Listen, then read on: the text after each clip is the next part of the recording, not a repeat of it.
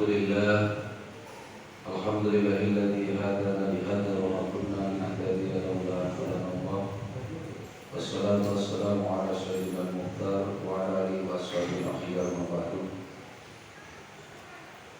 Ilayana maksudi wa rabbana mardu bi a'dini mahabbataka wa ma'rifataka. Mudah-mudahan di malam yang sejuk ini, sejuk ya, karena mulai maghrib tadi angin sangat kencang sekali.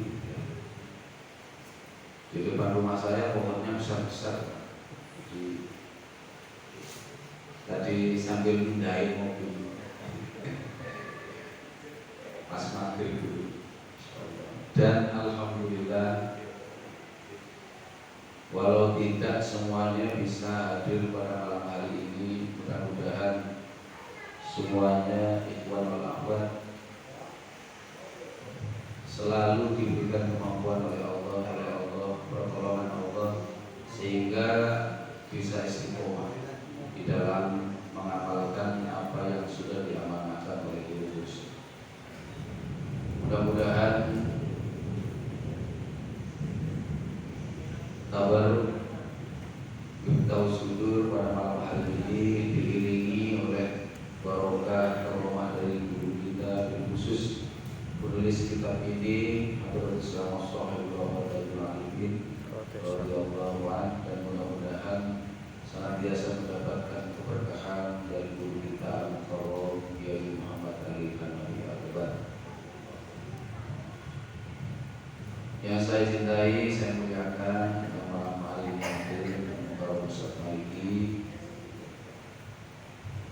para aulia dimanapun saja berada, ikhwan wal akhwat yang dirahmati Allah Subhanahu wa taala.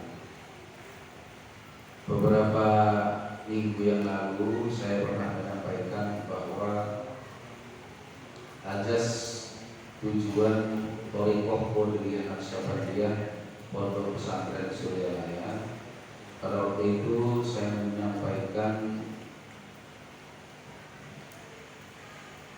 ilahi,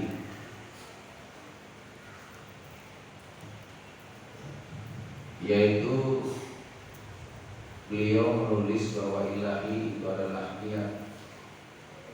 Ketika kita mengambil talqin zikir, itu diwajibkan memperbaharui niat, menguatkan niat bahwa kita hadir atau berthariqah ini semata-mata ilahi anta maksud, semata-mata ingin mendekatkan diri kepada Allah Subhanahu wa taala, tidak ada tujuan lain. Maka beliau di sini menulis tabarruk terhadap Allah Subhanahu wa taala, yaitu mendekatkan diri kepada Allah dalam jalan ubudiyah, yang mana dalam hal ini dapat dikatakan tidak ada sesuatu pun yang menjadi tirai penghalang antara abid dan makhluk, antara khaliq dan makhluknya. Maka doanya sudah sering kita baca, dan amaliyahnya karena kita bertujuan kepada Allah, hanya Allah yang dimaksud, maka zikirnya sudah ditanamkan kepada kita, tinggal kita mengamalkannya.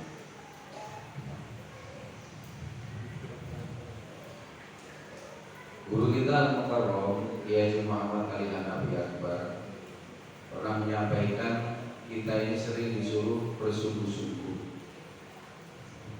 dan beliau sangat kencang sekali, ilahinya itu kencang sekali, lurus, tidak ada maksud dan tujuan lain kecuali hanya semata-mata mendekatkan diri kepada Allah dan bertauhid dengan tauhid yang benar.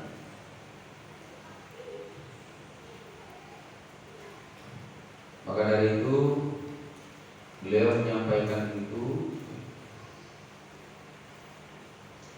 kalimat bersungguh-sungguh itu kita sering bertanya-tanya dalam hati, Yang bersungguh-sungguh itu yang seperti apa? Apalagi niatnya. Maka saya memberikan batas minimal yang dikatakan sungguh-sungguh itu.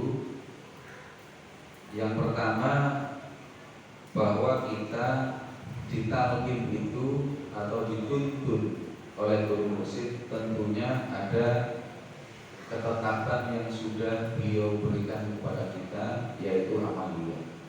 Yang pertama, kita sudah menerima zikir jahar. Apakah zikir jahar kita ini sudah 165 kali kali 5 atau belum? Itu standar minimal. Seseorang itu zikirnya harus 165 kali 5. Kalau misalnya dalam waktu tertentu tidak bisa melaksanakan amaliyah zikir jahar ini, beliau menyampaikan cukup 3 kali saja kalau sembuh, tapi nanti bisa diganti pada waktu-waktu yang lain. Kadang-kadang menjadi pertanyaan, Pak, kalau di waktu diganti pada waktu sholat sunnah bagaimana? Gak apa-apa. Misalnya sampai sholat duha, ya, sholat duha, zikir setelah itu. Karena mungkin kemarinnya masih punya utang. Terus kalau misalnya diganti pada waktu yang lain, misalnya utangnya sekarang, ya, utangnya sekarang 165 kali, utangnya kali 3, ya, hampir 500 ya. Nah itu kalau menggantinya diperbolehkan besok juga nggak apa-apa, asalkan diganti. Terus yang bisa menolong itu apa? Seandainya kita ini sering kekurangan zikir jahar, maka beliau, guru kita, membentuk majelis-majelis zikir ini. Beliau menyampaikan dengan maksud bahwa diantaranya tolong menolong dalam ketakwaan. Jadi kita kumpul begini ini tolong menolong. Karena bisa jadi setiap ikhwan yang dalam perjalanan spiritualnya itu tidak seperti orang dulu.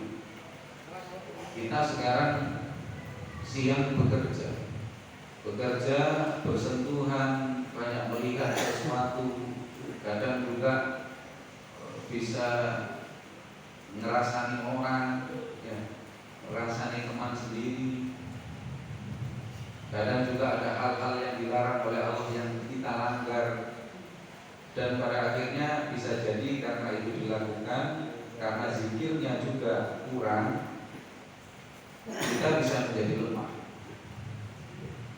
Dengan datang ke majelis ini, harapannya di samping itu kita memohon kepada Allah, mudah-mudahan dosa-dosa kesalahan kita diampuni oleh Allah, sekaligus kita berkumpul itu, bermajelis itu dalam rangka tolong menolong. Karena guru kita berpesan, jika kamu hendak meninggalkan zikirmu, maka datanglah kepada ikhwan yang sudah yakin. Datanglah kepada ikhwan, datanglah kepada majelis yang sudah yakin. Untuk apa? Karena ruh itu yang sudah ditalqin itu, masing-masing itu berzikir kepada Allah. Ada yang lemah, ada yang setengah kuat, ada yang sudah kuat, ada yang cahayanya redup, ada yang cahayanya agak terang, ada yang cahayanya terang sekali. Masing-masing itu nanti memberikan jadi yang terang ini memberikan suplai, ya, power kepada yang lemah. Kalau misalnya sering berkumpul di majelis ini, pasti beda, pemahamannya pun beda, kekuatannya pun beda. Kecuali memang orang itu kuat sendirian mengamalkan. Misalnya ada ikhwan yang pernah izin sama saya, Pak, saya mohon izin, mungkin gak sering-sering datang ke majelis karena saya mengamalkan sendiri.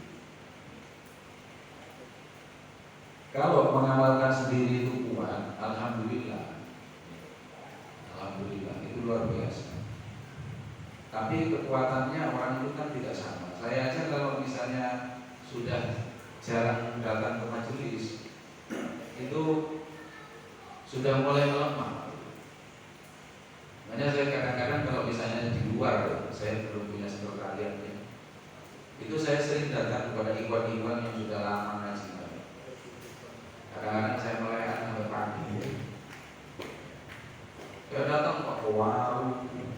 Pokoknya saya lihat itu ngajinya sudah lama, saya datang.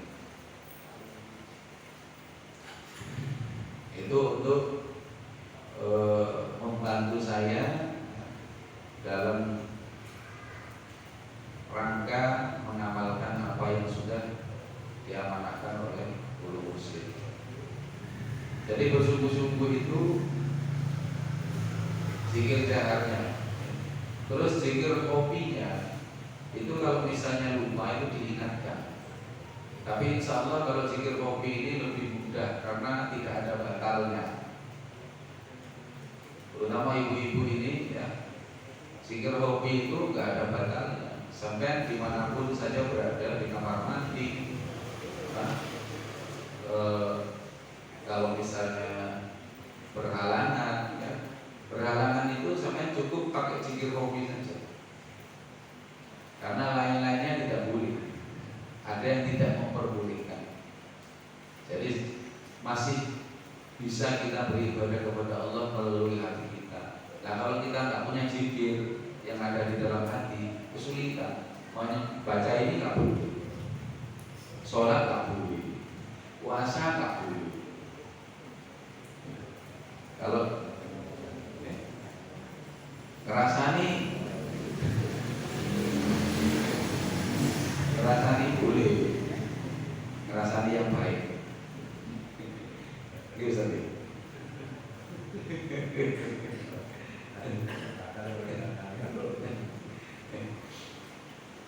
Terus minimal 1 minggu itu datang ke majelis khotamah. Terus imam tanya, Pak, yang Abdul yang mana? Kalau panjenengan ingin Abdul, langsung datang ke Jalan Benteng Surabaya. 1, di situ ada guru kita. Yang kedua, majelisnya besar. Kalau zikir berjamaah itu ribuan orang. Ya.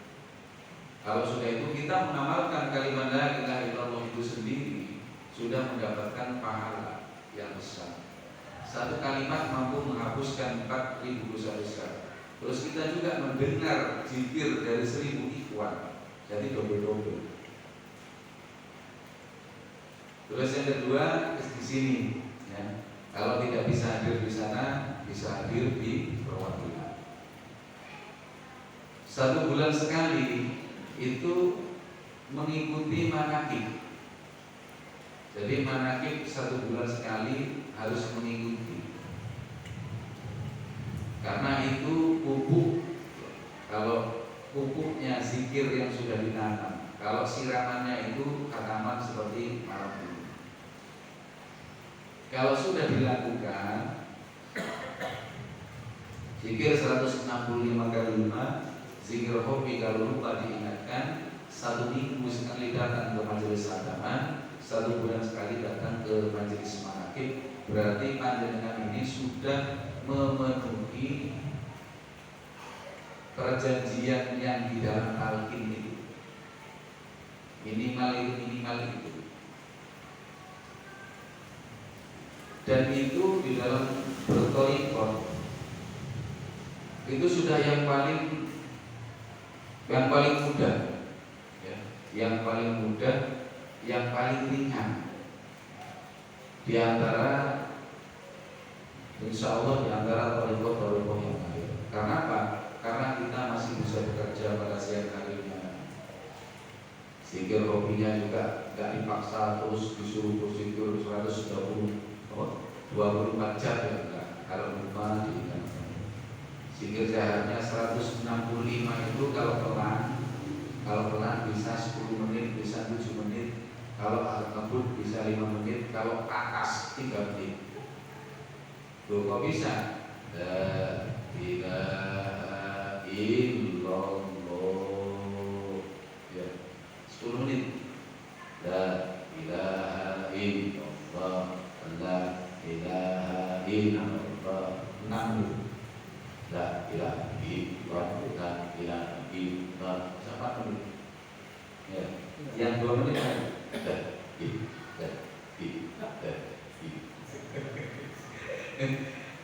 Pak, loh apakah boleh zikir seperti itu? Gak apa-apa kalau sama sendiri kan? Iya. Karena begini, ya mohon maaf, saya dulu diberitahu oleh Ikhwan, Pak, ngaji di Torekot ini bukan dilihat dari lamanya. Lama dan baru itu di sini yang lama itu bisa disalib oleh yang baru. Tapi saya walaupun dulu diberitukan, saya tetap menghormati orang yang lebih lama. Kenapa? Wong zikirnya dia itu sudah katakanlah sudah 10 tahun. Nah, saya baru ditagih. Masa saya bisa ngalir? Makanya kalau misalnya yang lama ini, kalau ibaratkan starter itu Pak, itu seranyak. Ya, kalau yang baru mungkin kita panas sudah illallah. Kayak sulit, ya.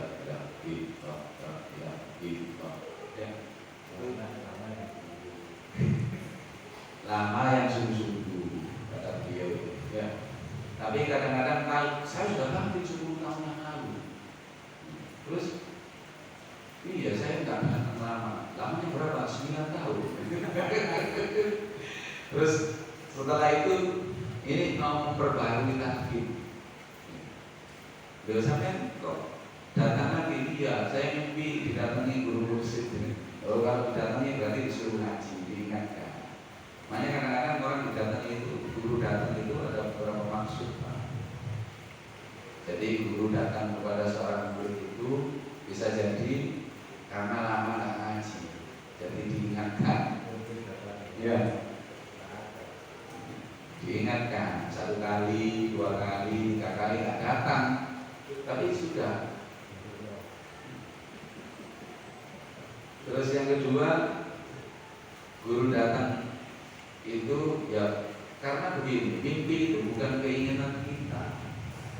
Mimpi itu atau didatangi guru itu adalah keinginan guru. Pasti punya maksud tertentu kepada muridnya. Ada lagi yang Ikhwan, Pak, saya ini sudah bertahun-tahun Pak, gak pernah mimpi sama apa, didatangi apa, ya. Pernah dulu hanya sekali. Tapi sampai ngamalkan 165, iya terus kalau enggak saya ganti, karena saya lebih zikirnya. Terus manakib datang terus, kadang-kadang 1 bulan datang daerah sini, dari sini, dari sini. Katanya setiap hari, lapo dino aku takut. Nah aku dari gurunya ya kata kau tidak lapo, gak usah ngamal kok ditekoni. Iya. Kalau sudah mengamalkan itu apa yang mau didatangi, mau diingatkan? Tinggal tunggu saja. Kalau kita sudah mengamalkan, ya, sesuai dengan tuntunan guru mursyid, kan tinggal nunggu buahnya. Kalau Ustaz Malik ini misalnya, dia ini guru ya, misalnya punya muridnya sudah setiap hari masuk, pintar mana? Ya Ustaz, perlu nggak beliau itu mengingatkan begini, harus belajar lagi? Kecuali sih bandel, terus kalau kan kok mesti dibarangin, namanya udah sekolah nanti. Ya, guru mursyid juga jadi panjenengan itu kalau nggak aku kok nggak tahu diimeni. Jangan istilahnya berkecil hati. Ya, bisa jadi karena sampean itu sudah mengamalkan sungguh-sungguh, ya nggak perlu datang. Paling kalau datang nanti sampean itu naik pangkat gitu aja. Dinaikkan oleh guru kita. Tapi itu kemauannya guru kita, bukan kita. kita cukup mengamalkan. Kemarin itu yang kedua, yang pertama. Terus bagaimana Pak? Kadang-kadang gini ya, karena ngajinya itu kan harus ilahi ada maksud. Suatu saat kita ini kan perjalanan panjang Pak ngaji. Dalam perjalanan panjang ini bisa terjadi permasalahan dalam kehidupan kita. Mungkin rezeki, mungkin permasalahan kehidupan, ya. Terus karena kita punya guru, ya kita datang kepada guru itu. Apakah datang kepada guru dengan niatan tadi yang datang itu kita mau minta barokah dan pertolongan guru itu tidak dikatakan ilahi anta maksudi, yaitu ya ilahi anta maksudi Pak, kebetulan ada masalah karena nggak selesai minta kepada guru pertolongan, minta bantuan. Tapi kalau sudah selesai masalahnya tetap ngaji. Jadi awalnya sudah ilahi, ya. Juga perjalanannya itu kalau ada masalah datang kepada guru juga ilahi karena Allah juga. Dan selesai masalahnya tetap ngaji, nggak kemana-mana juga ilahi juga. Yang repot itu kan begini. Datang ke sini dengan banyak permasalahan, maunya permasalahannya cepat selesai. Karena tidak selesai-selesai akhirnya tidak ngaji. Yaitu yang tidak ilahi Pak. Jadi karena tidak sesuai dengan keinginan. Jadi tidak sesuai dengan keinginannya sendiri. Karena nggak mandi, mandi ngaji begini. Terus raya ini. Padahal ngaji di sini adalah betul-betul ilahi ada maksud. Jadi yang dimaksud bersungguh-sungguh itu bukan berarti kita ini dalam perjalanan itu nggak boleh jalur turun-turun. Nah, justru di sini aja menjadikan bisa dicoba bawa air sendiri, ditaruh di depan. Kalau seperti saya ini kan saya buka, didoakan oleh ikhwan-ikhwan semuanya. Ya, terus sampai doakan sendiri juga. Ya, insya Allah. Karena kita sudah bertawasul, berwasilah yang sudah kita baca kepada para wali-wali Allah, terutama kepada guru kita. Tapi selesai nggak selesai masalahnya, ya, kita tetap ngaji. Itu yang dikatakan bersungguh-sungguh. Minimal bersungguh-sungguh. Bersungguh-sungguh yang kedua, bertambahnya amaliyah kita. Misalnya ikhwan ini sudah mulai senang sholat sunnah. Sholat sunnah sudah mulai dilakukan. Bagi yang maghrib minimal sholat sunnahnya 4 kali atau 5 kali salam. Kadang-kadang terlalu kuat sampai 10 kali salam. Terlalu kuat. Ya. Mau hatamannya itu habis maghrib, habis isya. Setelah itu sebelum tidur sholat sunnah lagi. Sholat sunnah taubat, syukur nikmat, sholat sunnah mutlak, sholat sunnah hajat, zikir lagi. Setelah itu tidur lagi. Namanya sudah ada peningkatan dalam hal amaliyah. Saya tadi berbicara standar, nggak pakai sunnah. Sholat zikir 1,5 itu standar sudah bersungguh-sungguh. Apalagi malamnya, wah sama tahajud, wah top. Ya, tahajudnya kamar-kamar. Ya. Tapi harus ilahi ya. Kalau enggak nanti kalian juga. Nah yang ilahi ini yang biasanya tidak mudah orang lakukan. Kalau panjenengan punya hajat sesuatu itu mudah lebih kuat mengamalkan sesuatu daripada orang yang tidak punya keinginan, hanya ilahi saja. Orang ilahi saja itu lebih berat karena hanya nanti yang kedua mencari ridho Allah. ada yang bisa menutupi segala kekurangan amaliyah kita. Lewat mana? Lewat khidmat. Khidmat itu apa? Khidmat itu kita menjadi pelayan umat. Apa yang dilayani? Misalnya kita di sini, ikhwan di sini sudah mulai dari dulu, ya, itu banyak melakukan pekerjaan khidmat, membantu kegiatan-kegiatan guru kita untuk mengembangkan majelis.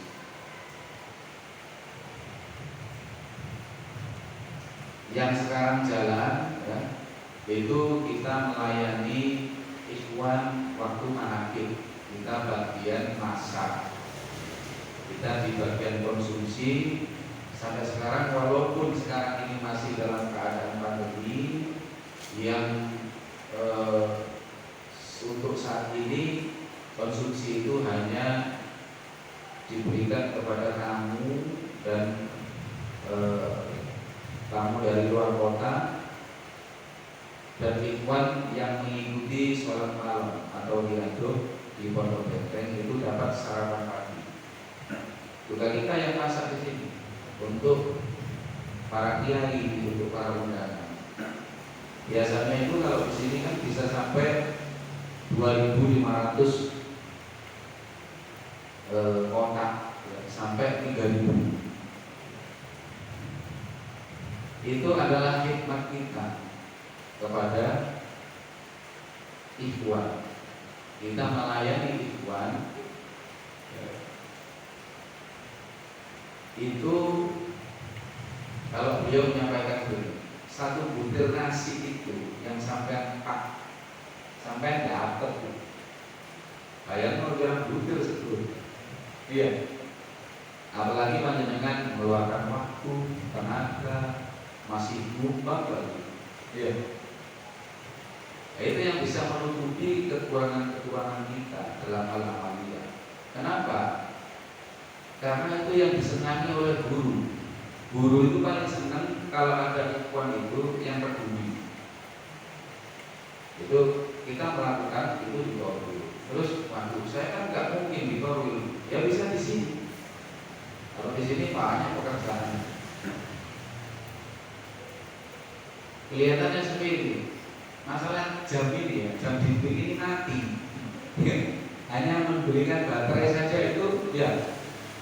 Kadang-kadang kan mati, ya,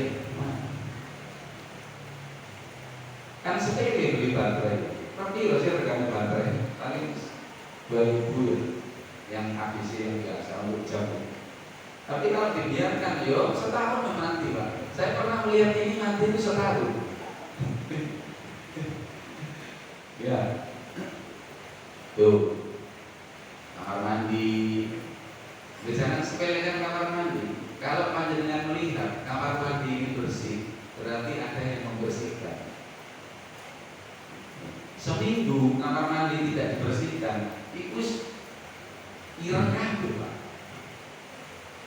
Apalagi air di sini, airnya kualitas airnya kurang bagus.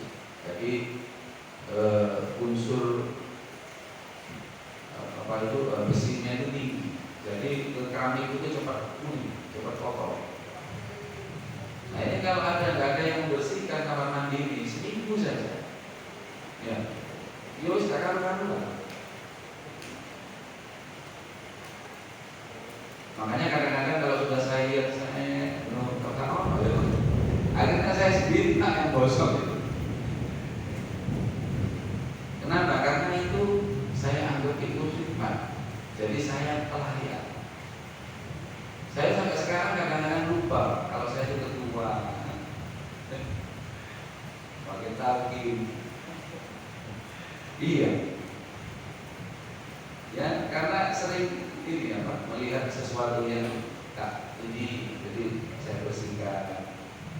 Dan kadang-kadang itu begini ya, kelihatannya sepele. Kamar mandi ini kan ada tempat pijakan WC ya.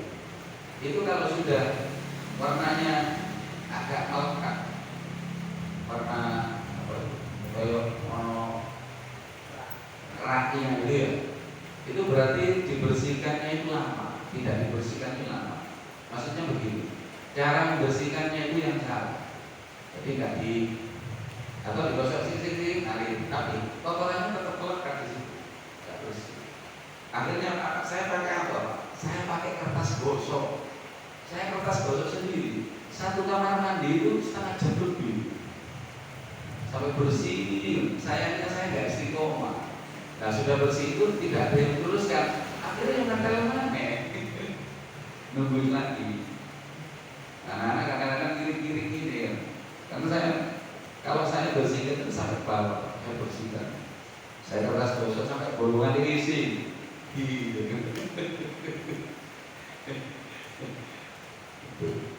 Saya senang, kenapa? Ini itulah hikmah. Saya lupa kalau saya kan biasanya begini, kalau uang mojo, tapi saya harus lakukan itu. Kalau memang tidak ada, kalau misalnya ada yang bersih kan sudah bersih. Alhamdulillah, apa kok bersih mana ya? Pahala dari sampai sampai. Kalau kan aku sih juga kabeh ya. Mulai dari ceramah sampai jujur sampai melayani sembarang, wakil. Dan saya yakin guru saya itu pasti mendoakan saya, pasti kepada orang-orang yang berkhidmat lebih daripada ikhwan biasa. Kenapa? Karena saya itu kalau melihat sampean bantu saya itu ingat wajah sampean kalau sampean berdoa, kalau saya berdoa itu. Ingat sampean, itu kelasnya saya, apalagi guru. Kalau dibantu merasa muridnya tadi dibantu, pasti diingat sama guru. Sama nggak minta doa itu pasti didoakan.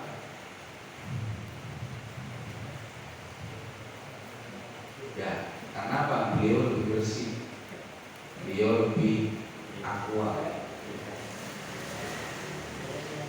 Itu khidmat yang bisa menutupi. Maka saya bukan hanya saya menyuruh setiap pekerjaan apa yang dilakukan di sekolah itu, tapi saya ada di situ.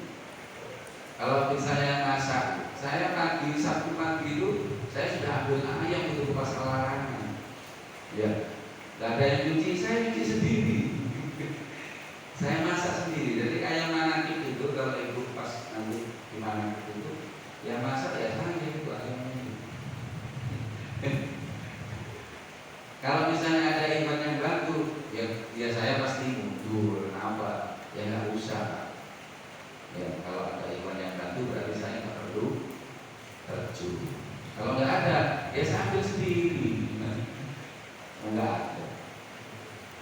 Alhamdulillah sampai sekarang ini terus menerus ikhwan ini mulai memahami di dalam berkhidmat.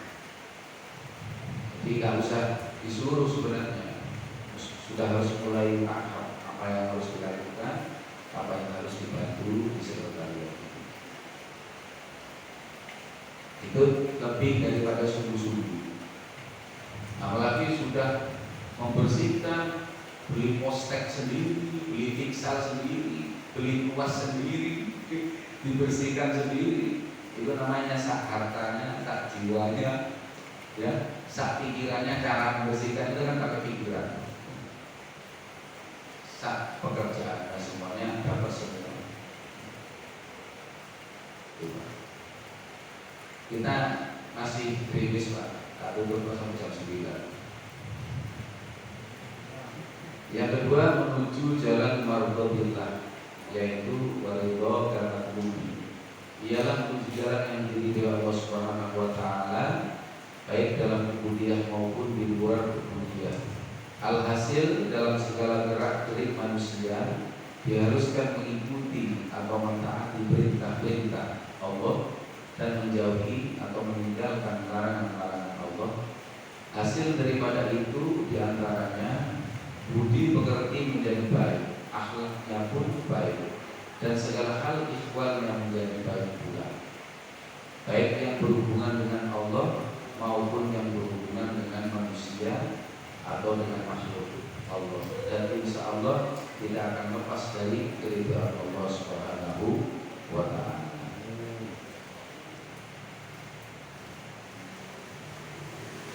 Jadi menuju jalan yang diridhoi Allah itu kalau menurut keterangan beliau ini,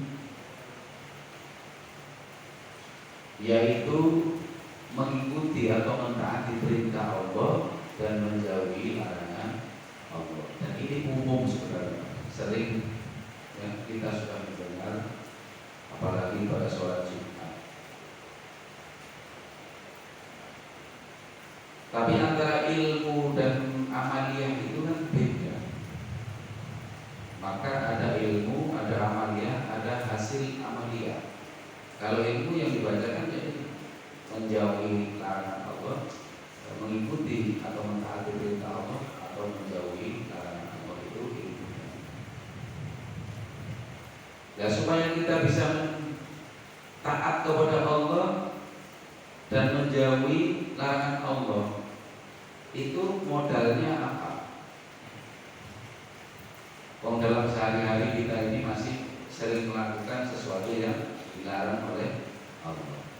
Maka di sini diberikan modal oleh guru kita dengan zikir jahar, yaitu menguatkan iman dulu. Jadidu imanku, qaulu kalimat jadidu iman ya Rasulullah, wala bikasratin awliya ilaha illallah. Jadi dengan memperbanyak mengucapkan kalimat la ilaha illallah untuk menguatkan iman. Maka kalau iman ini nggak kuat, ya bagaimana kita bisa melaksanakan perintah Allah? Mana mungkin kita menjauhi larangan Allah? Maka kedua zikir itu adalah alat amaliyah kita untuk mencapai takwa. Itu zikir jaharnya itu diantaranya selain menguatkan iman, itu membersihkan hati. Ya. Kira-kira orang takwa itu ada sifat sombong apa tidak? Orang takwa itu ada rasa sombong atau tidak? Kan nggak mungkin. Iya. Masa orang takwa sombong ya?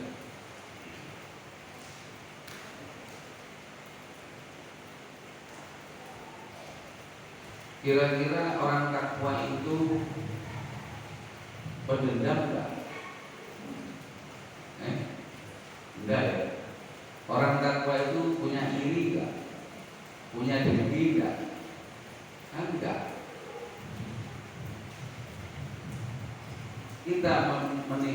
Kita tidak taat kepada Allah itu kan karena masih banyak penyakit hati yang ada di dalam diri kita. Maka di sini itu dididiknya itu oleh guru adalah menguatkan iman, membersihkan hati diri, supaya kita bisa atau diberi kemampuan oleh Allah. Nah, zikir hobinya itu apa? Zikir hobinya itu untuk mendekat, supaya kita punya kekuatan. Kalau bahasa beliau itu adalah power. Kita bersama-sama di sini, sama-sama belajar. Ya. Ini kan saya membaca ini beliau, membaca tulisannya beliau. Untuk siapa? Ya untuk saya. Ya. Jangan sampai misalnya nanti saya ini begini tapi enggak melaksanakan. Mudah-mudahan terus diberikan kemampuan untuk bisa melaksanakan amanah beliau. Dengan itu, dengan iman, kita bisa mengikuti atau mentaati perintah Allah dan meninggalkan larangan. Beliau mengatakan, kalau sudah itu, maka budi pekerti akan menjadi baik, akhlaknya pun bisa menjadi baik, dan semuanya menjadi baik, baik berhubungan dengan Allah maupun dengan manusia. Wah, ini butuh berapa lama? Makanya kalau misalnya kalau saya bahasa takwa itu begini, kita ini supaya bertakwa itu kan oleh Allah itu karena ada janji Allah, diberikan kemudahan, ya, dalam kesulitannya diberikan jalan keluar, termasuk rezeki yang tidak disangka-sangka dari mana datang. Itu seperti begini. Misalnya saya punya anak ya, atau panjenengan itu kan menyuruh anak itu apalagi orang tuanya sukses, pasti kan menginginkan anak itu supaya sukses, sehingga dididiklah anak itu di sekolah sampai pendidikan. Maksudnya itu supaya mengikuti apa yang sudah dirintis oleh orang tuanya. Harapan orang tuanya itu supaya ini tambah sukses, supaya enak uripmu itu, pasti begitu. Allah juga begitu. Oh ini ya bro, gawe, laksanakan ini, sholat ini, sholat. Supaya kamu uripmu enak. Jadi sing enak itu ternyata bukan Allah. Allah itu sudah mulia, sudah semuanya sudah luar biasa, tidak buat apa. Allah itu menyuruh kita supaya kita hidup tidak sengsara, supaya kita ini hidup bisa menikmati kebahagiaan kalau kata beliau dunia dan akhirat. Makanya disuruh, diperintah oleh Allah itu ittaqullah, bertakwalah. Nah kita mencari jalan itu, berburu itu sedikit demi sedikit supaya kita itu iman kita yang kuat dan ketakwaan kita itu prosentasenya naik. Bukan kalau takwa misalnya 50%, itu seimbang 50%. Kalau 50% kan mulai kan enggak. Kalau sudah naik jadi 60-70%, kan 30%-nya ini kan pasti lumayan. Jadi dengan barokah dulu bisa dikontrol. Iman juga sama, jangan terlalu rendah. Paling enggak 51 lah. Dari 51 jumlahnya kan ya. 51, dari 50 ini. Kayaknya itu nomor ayatnya pagi beriman, sore gugur. Iya. Kita supaya 51 atau 50,5. Karena sini Pak. Kalau sampai 90 sampai jadi guru musik. Kalau 100 sampai jadi Rasulullah. Ya. Kita 75 70% ini sudah bagus. Lupa lah 100% dari malaikat sebenarnya. Ya. Manusia itu kadang-kadang harus ada salah supaya manfaat Rasul Rasulnya Allah itu supaya ada manfaat. Kalau sudah tidak salah sama sekali, bahaya. Bukan manusia lagi. Malaikat. Makanya Rasulullah istighfar lebih 100. Rasulullah itu dari sepuluh kepada Allah, bertaubat kepada Allah. Itu kalau memohon ampunan itu 100 kali minimal satu hari. Kita berapa kali?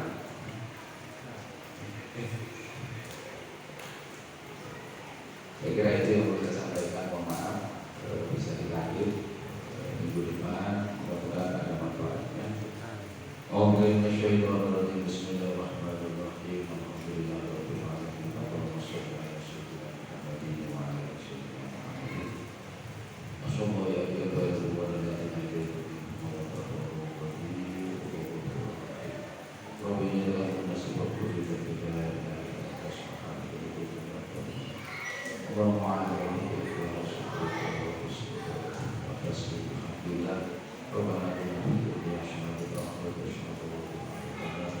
Allahumma shalli ala sayyidina Muhammadin wa ala ali sayyidina Muhammadin. Assalamu alaikum warahmatullahi wabarakatuh.